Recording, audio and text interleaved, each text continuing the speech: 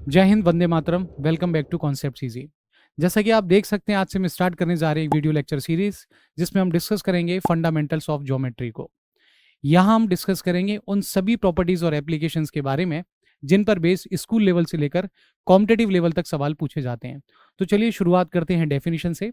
So geometry is basically a branch of mathematics that deals with shape and size, position of the figures and properties of the space. और सबसे पहले हम जिस geometry की बात करने जा रहे हैं वो है point. Point is basically represented by small to smaller dot, वो छोटे से छोटा टाइनी से टाइनी डॉट जिसे हम एक पेपर पर बना सकते हैं। और इस छोटे से डॉट की भी अपनी कुछ प्रॉपर्टीज होती हैं।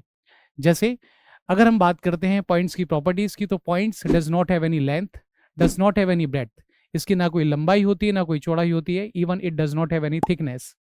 यहाँ आप ये भी ध्यान रखेंगे कि पॉइंट का कोई शेप या साइज भी नहीं होता है। अब सवाल ये उठता है कि फिर इस पॉइंट का यूज क्या है।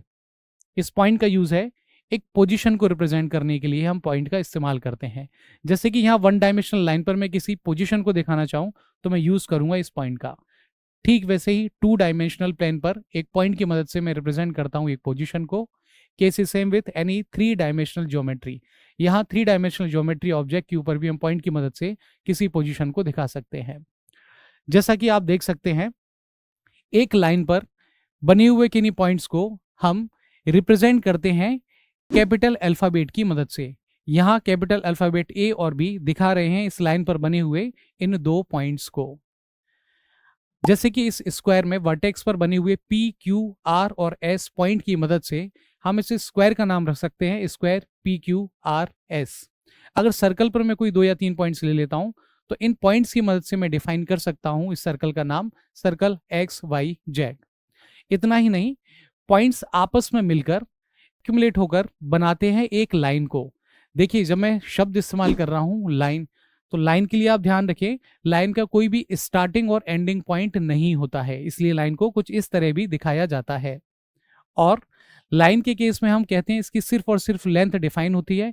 लाइन के केस में भी कोई ब्रेड्थ या थिकनेस डिफाइन नहीं होते। लाइन के जब हम नेमिंग करते हैं तब ध्यान रखते हैं हम किन्हीं भी दो पॉइंट्स को जिनसे वो लाइन गुजरती है, उन पॉइंट्स के नाम के ऊपर हम बनाते हैं टू साइडेड एरो को, जो कि रिप्रेजेंट करता है उस लाइन को जो गुजरती है पॉइंट ए और बी से होकर। तो इसका मतलब यह है कि लाइन की लेंथ होती है इनफिनाइट, और ये जो हेड है ये दिखाते हैं कि line is go on in the direction of A and B. इसी तरह इस लाइन का दूसरा नाम हो सकता है बी ए, और उसके ऊपर हम सेम डबल साइडेड एरो को बनाकर रिप्रेजेंट करते हैं इसका दूसरा नाम लाइन बी ए। अब बात ये उठती है कि अगर लाइन की लंबाई इन्फिनेटली लॉन्ग होती है तो हम इसे एक पेपर पर ड्रॉ कैसे करेंगे और कैसे स्टडी किया जाता है फिर एक लाइन को। दरअसल लाइन को स्टडी करने के लिए हम उस लाइन पर बने हुए किन्हीं भी दो पॉइंट्स को एज अ स्टार्टिंग और एंड पॉइंट ले लेते हैं, और उस केस में इसे कहा जाता है सेगमेंट ऑफ द लाइन। और सेगमेंट ऑफ लाइन को रिप्रेजेंट किया जाता है मैथमेटिकली स्टार्टिंग और एंडिंग पॉइंट्स के नाम के ऊपर एक सीधी लाइन खींचकर। यहाँ गौर करने वाली बात यह है कि यहाँ मैंने किसी भी तरीके का एरो वाला सिंबल नहीं लगाया है। इसे हम कहेंगे लाइन ए बी या लाइन बी ए, और यह लाइन सेगमेंट ही हम पूरी ज्योमेट्री में स्टडी करने वाले हैं। So line segment A B, line segment B A will be represented by this bar. Starting और एंडिंग पॉइंट डिफाइन होने की वजह से हम लाइन सेगमेंट को ही मेजर कर सकते हैं। और जब हम बात करते हैं ऐसे पॉइंट्स की जो एक लाइन पर बने हुए, उन्हें कहा जाता है कोलिनियर पॉइंट्स। और ऐसे पॉइंट्स जो एक लाइन पर नहीं है उन्हें कहा जाता है नॉन कोलिनियर पॉइंट्स। जैसा कि इस एग्जांपल में आप देख सकते हैं, point A D and E R non linear. चलिए बात करते हैं हम उन लाइंस की जिसका एक पॉइंट तो फिक्स है, जिसका स्टार्टिंग फिक्स है, बट एक पर्टिकुलर डायरेक्शन में वो आगे कंटिन्यू होती जा रही है। इस तरीके की लाइन को कहा जाता है रे, यानी कि किरण।